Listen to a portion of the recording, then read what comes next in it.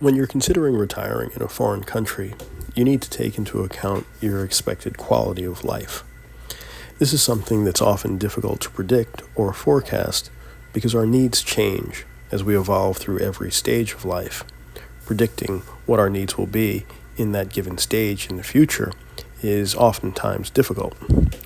The term 1% and elite often get intertwined, similar to rich and uber rich.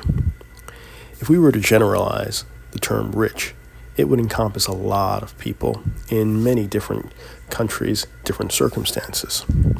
There are lots of adjectives that are used to denote wealth, for example, well off. There's also a huge divide between high income and wealth. A high income can mean you earn more than the average Joe, but it can be a far cry from being considered wealthy in your circumstance, and it's generally given in individual specific circumstances. And a lot of what we're going to talk about during this video is predicting your future circumstances. So there are people that would be considered wealthy no matter where they live. Take, for example, an individual with $10 million of assets. Say it's all liquid assets, excluding their home. It's just stuff that they could liquidate tomorrow if they needed to and have access to that $10 million. First two questions would be, where do they want to live? And how do they want to live? The average person would say $10 million is a lot of money, and it is. But if it's replacing a $1 million annual salary that's going to be non-existent in retirement, theoretically and realistically, that person could outlive it. Many would say that's impossible, but there's lots of publicly known circumstances of athletes and other higher income earners that came into the public domain that exhausted significant assets. That gets us to the topic of today's video. Brazil will probably be part of my retirement plan. I visit often, and hopefully in making the correct calculations in preparation. I've done some research to try to define the 1% as a general rule of thumb in Brazil. 2022 article by two professors defined Brazil's upper class as individuals earning more than 738 reais monthly, all the way up to millionaires and billionaires.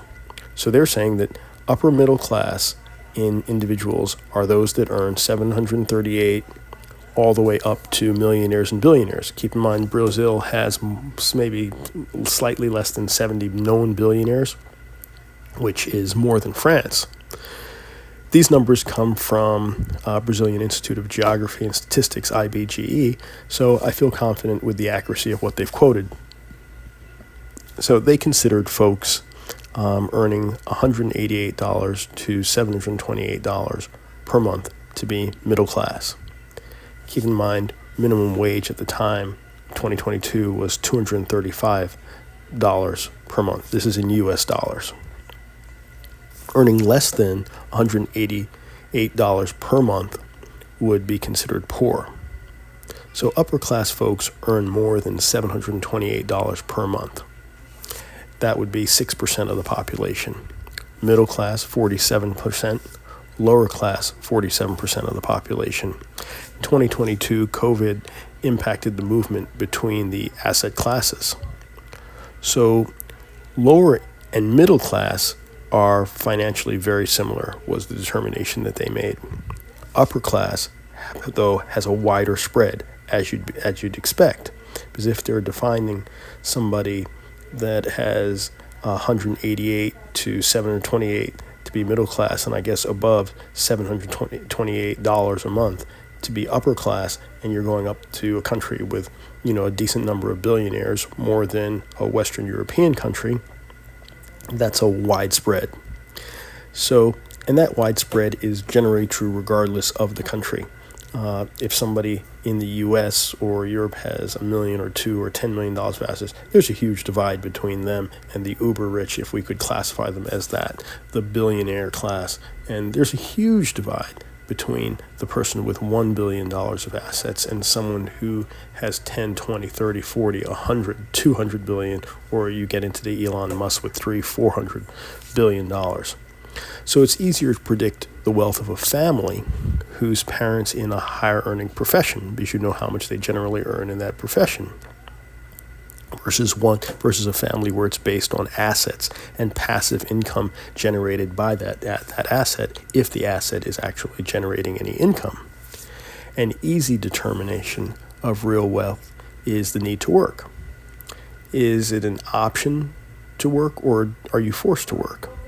If you don't work, can you maintain the same quality of life and level of spending, which would denote passive income, rather than earned income? If you have to work to maintain your home, to maintain your level of spending and the quality of life that you want to enjoy, then I don't know if you'd be defined as wealthy. A lot of people choose to work in retirement as an option. They don't have to. A lot of people who may be wealthy at any stage significantly prior to retirement might choose to work or choose not to work, where it's an option for them, and that can be a good definer of wealth and maintain the same quality of life that they want. But everybody's expectation of quality of life is very different, and the options that available to them are very different. Some people want to travel internationally, some people don't. Some people want to live in large cities, some people don't. Some people are large consumers, some people aren't. Now let's look at a table showing income in Brazil. So the bottom 50% of income earners in Brazil earns 629 reais, that's in Brazilian dollars, per month. And that's about 103 US dollars per month, which is about $1,236 annually. So the bottom 50% is earning slightly about half of the minimum wage in Brazil. Because the minimum wage, I think, is about 1,400 reais, so 629. Now, the top 10% of income earners in Brazil is earning 7,580 reais per month.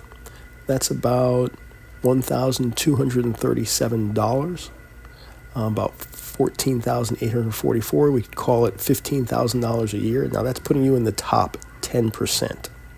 Now the top 1% is earning about $20,664 reais. I'm sorry, 20,664 reais per month.